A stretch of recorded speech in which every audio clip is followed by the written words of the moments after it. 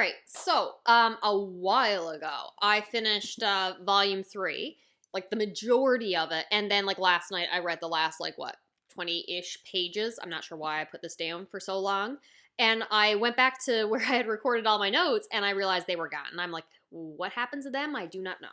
But, we're gonna talk about what I remember from this one.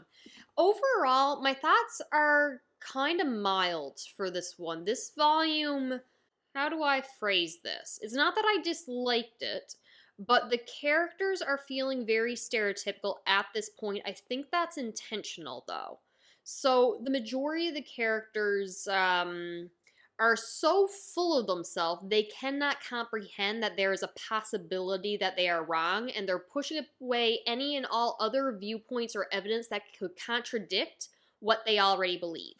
So, just a couple of examples. The psychiatrist who's talking to a serial killer at the beginning refuses to talk about one of the cases, the murder victims, that don't match with the other patterns that he has. So, he's rejecting that evidence. You have a former police detective, who realizes Temma is wanted for being a serial killer, but looks into his eyes like, I don't know if he's innocent or guilty or not, but I know he's not evil. Like, he makes that split judgment and rejects all the evidence that the police have that he is a serial killer and lets him go. There's a guy who looks at photographs and can tell you everything about their personality and who they are by that one image. There's so many times that's just like, I am an expert in my field, I know what the answer is, and I reject anything other than what I think. The detective who's been after Temma all this time, same thing. He rejects the idea that Johan even exists. He thinks that Temma is Johan's split personalities and is rejecting any other evidence to the contrary at the cost of other cases. I feel like that's gotta be intentional, but it's making the characters feel very frustrating, especially because we don't spend as much time with Tenma in this volume set as previous ones.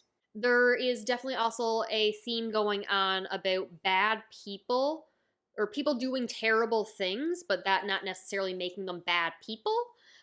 So you had the guy who killed Nina's parents, and we get time with his family. I forget if it's his son or his stepson, but just wanting to be a good father figure and redeeming himself somehow. You've got the cop who's going to visit his son in prison, and it's just like, my son may have been guilty, but he was not evil. Just little moments of someone doing something bad but not being a bad person, it seems to be being hinted at.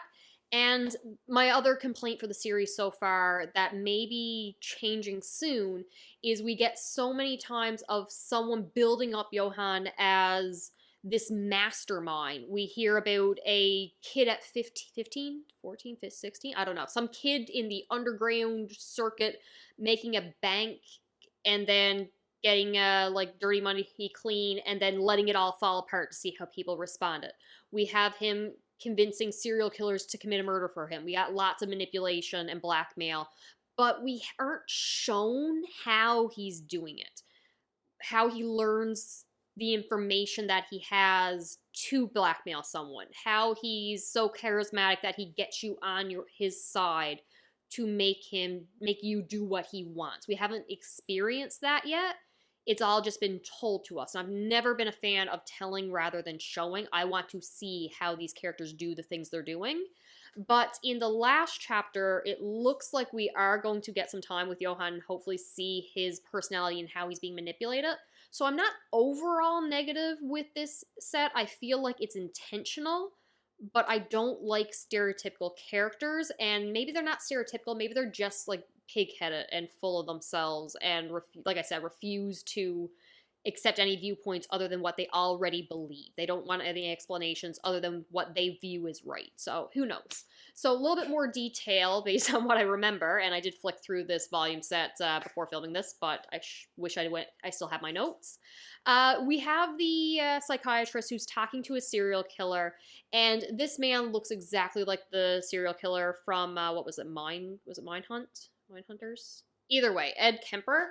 Yeah, but that's not the name in the series, but whatever. I like this interaction, one, because this man is terrifying looking, but also, we get afterwards Temma coming to this psychiatrist because they have been, not friends, but they have went to school together, And the psychiatrist hates him because he thinks Temma hates him or looks down upon him because the psychiatrist had cheated during an exam, only to find out Temma's like, I cheated too, what are you on with? And Temma had been in the top of the class, so he was jealous, had to cheat to try to get ahead, and it never did work. But again, another example of this psychiatrist did a bad thing, but is not a bad person. So he eventually turns Temma into the cops, but then when he goes to investigate this murder scene, he realizes that the notes Temma had brought him about Johann saying, there's a monster inside of me, it's about to explode, it's building inside me, there's something there, help me, whatever the messages were.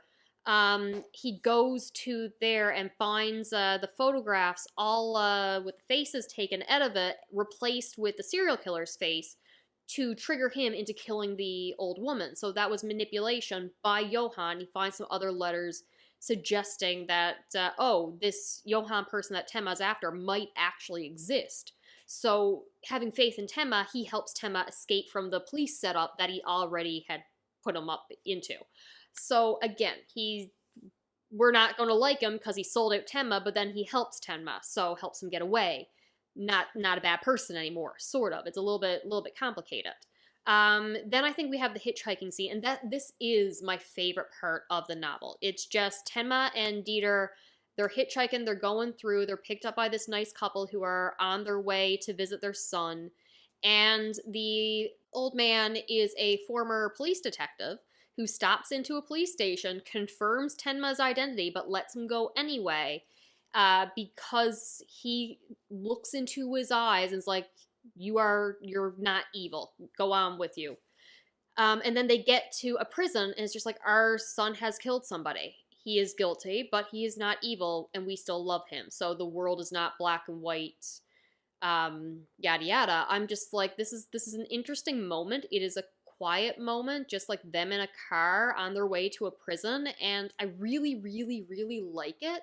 And I do want these themes to come back around. I just want them to not feel so black and white. I don't know. Something about this volume set, the vibe was just off for me. We then get Detective Müller, who I was calling Müller for most of it. And he was one of the police detectives who had killed Nina's parents. And we see him just lounging on the beach with his wife. And again, I forget if it's a son or a stepson. For some reason, I'm thinking it's his stepson or girlfriend's son, something like that.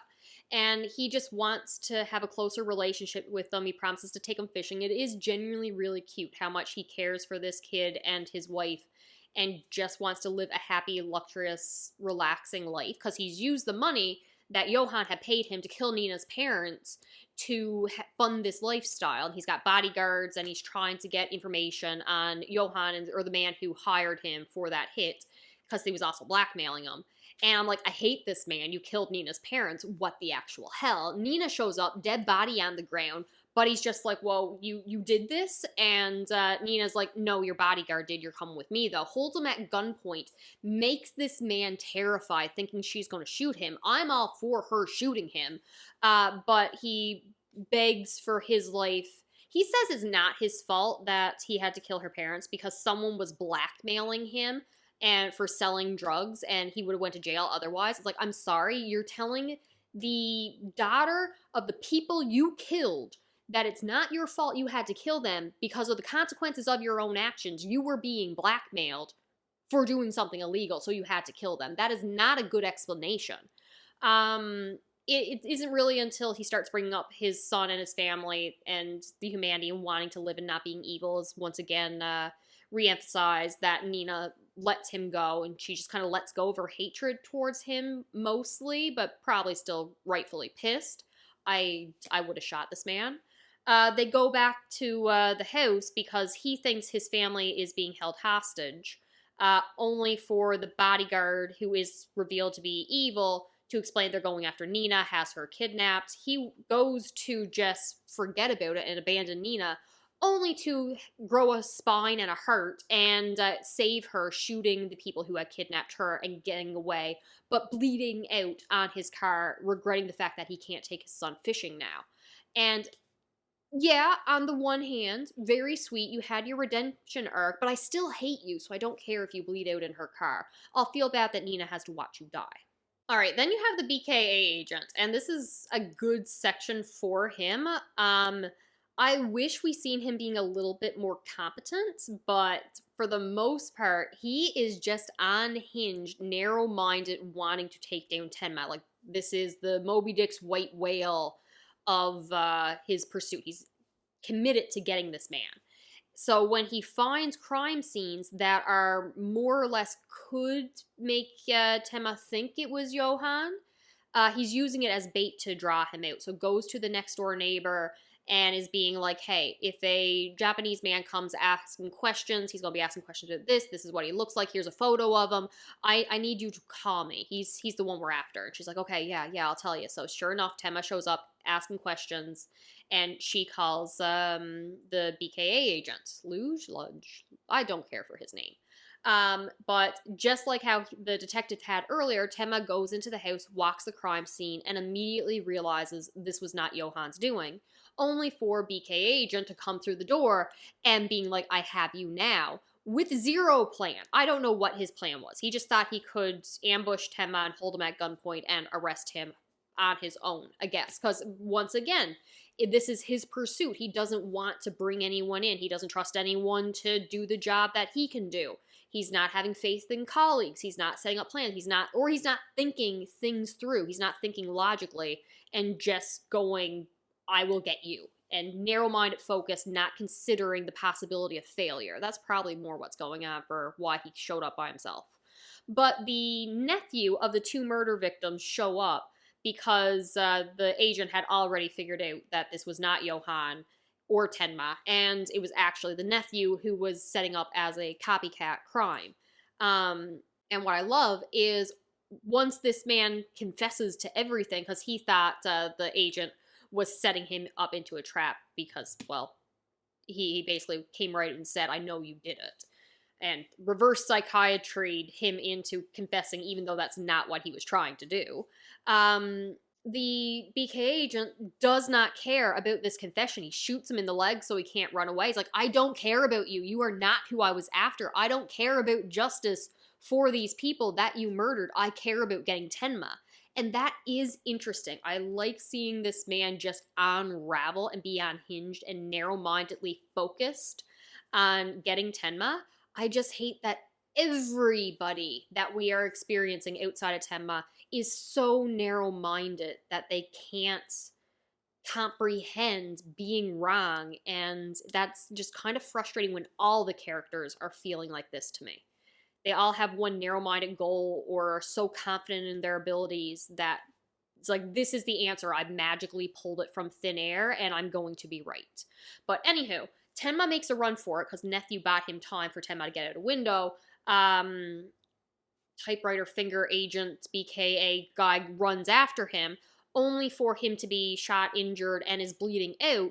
Tenma can't just let this man die, so takes him with them, but he's handcuffed now and can't treat the injury, can't stitch him up with handcuffs on. And this agent would rather bleed out and die, and it's like, you're the one with the split personality, you're the one doing this. When you're Johann, you are a murderer. When you're Tenma, you're saving lives. So as Tenma, you will not let me die. You want to play God, so confess to everything you did and I'll let you heal me, or something like that.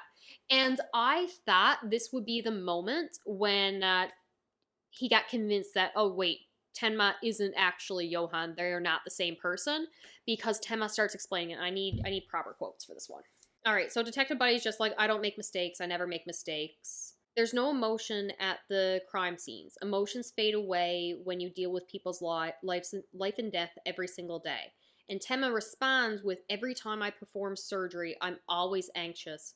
Will I make a mistake? Will I pull this off?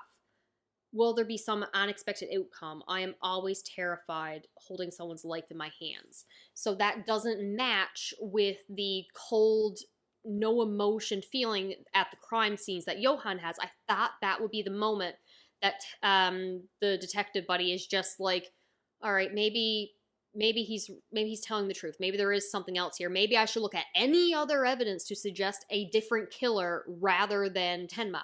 But no, he passes out and Tenma stitches him up, saves his life, drops him off at a hospital, and then the next thing we know, he's waking up in the hospital saying he's having so much fun chasing this guy and he can't wait to turn him in and hunt him down.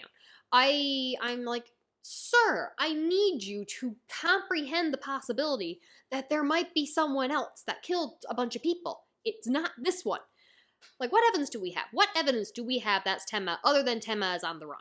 Eva is just being an entire hot mess. I don't know what to think of her, but I really don't like her. I do love a spiraling character. I do love a hot mess, but she is an annoying hot mess, and I'm sorry for that. So she is waking up in a drunk tank, had her purse misplaced, ends up coming across the bodyguard from the earlier section with Nina, who it turns out admires Johann and is after photographs that Eva had of Johann as a child. And Eva explains, hey, I had actually seen this Johann guy because I was following Tenma all those years ago at the parking garage. And Roberto, bodyguard buddy, wants to kill her. She says no. They make a deal. She'll give him the photographs that he wants if he tells her where Tenma is. He starts using her as a pawn, sets her up. She goes towards Tenma, but turns on the bodyguard buddy, ends up getting shot. Dieter shows up, and then he's saying, oh, Tenma will come save you. Eva says, no, I've done too much to him. He'll never risk his life. He'll never come save me, only for him to come save her. And I don't want these two to get together in the end. Please feel free to spoil that for me. If these two get together, I will be pissed. So no, I don't want them to get together in the end at all. If they do, I'm rejecting that ending. I don't think they would. I really don't think they would. When she comes to, she's back with the mob boss buddy who had mentioned about the bank, and Tenma, of course, is gone. So she had really wanted to see him because she's still in love with him, obsessively, weirdly so, and he just left. And I think that is hilarious, just them sitting at that table and being like, Tenma's gone.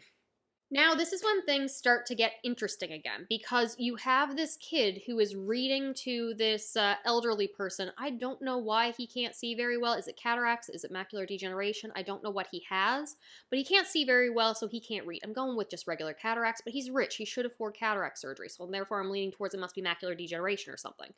Anywho, regardless, he has been hired to read to this man every Tuesday, I believe, and the man has a different person reading to him nearly every day of the week. He keeps insulting his Latin, which is funny because at the end he says your Latin's improved, and I'm like, oh my god, that's some sweet. But for the most of the time, he is just being a jerk to everybody. And he is actually this Tuesday boy's biological father, but he just wanted to get to know what kind of person he was. He loved his mother. She had to leave him, or she passed away. She passed away, I think. I can't remember. I should have reread that section of the chapter when I lost my notes. But he's trying to investigate more into this elderly rich man. Come to find out he's paying a prostitute who is pretending to be this Tuesday guy's mother, even though both of them know that the prostitute is lying, and he's just trying to make amends for how he treated the guy's mother. So he's willing to give this money to anyone who claims to be her just to ease his own conscience. So once again, man has done bad things, is trying to make amends for it, but like, is he a bad person, yes or no? And then he finds, the Tuesday boy finds out that there's another person claiming to be his son, the Thursday boy. They track him down, only to find him hanging himself, or had hung himself, and so they call the authorities, everything is sorted out. But then we meet the Friday boy, and that is Johann. And I'm like, oh, so Johann had manipulated the Thursday boy into maybe wanting to get money from this older man, but then also convinced him to kill himself. And I'm like, okay, so are we finally going to see how Johann is manipulating these people to get what he wants? And I think so. I'm hoping in the next volume we get more of that, because the Tuesday boy, what's his name? Karl, I believe it is explaining to him like about his family and his life, and you see Johann crying. I thought Johann was going to push him off the edge of a building, but no, he's crying, he's empathizing, he's forming some kind of like emotional bond between them. Hey, I understand you, you can relate to me. He's putting themselves on the same side together so he can manipulate him in some way, I'm assuming. He's also does something nice for the old man, bringing him out to what was a forest that he loved that has now been all industrialized, all the trees cut down, but convinces him because he can't see very well, oh no, just listen, imagine the trees, here's an apple. And he's like picturing what it was in his youth, so like a kind moment. I'm like, what does he want? Why did he manipulate the first one into pretending to be his son only to convince him to kill himself? Is it because he learned about the one who's actually his son and he'd be more easy to manipulate him, more likely for it to work? I'm interested. I want to see Johann's manipulation. I'm very excited to see how he gets people to do what he wants them to do. And anywho, that's pretty much all I got for this section. I'm still intrigued, but the characters are not hitting the way I was hoping. I love Tenma. Nina's great. I do like Dieter. Dieter has grown on me. The weasel guy who talked Tenma into being a black market doctor is always great when he shows up. But the side characters, the detectives, I'm iffy on how I feel about most of them. But I am definitely interested going into the next volume. So I will talk to you later.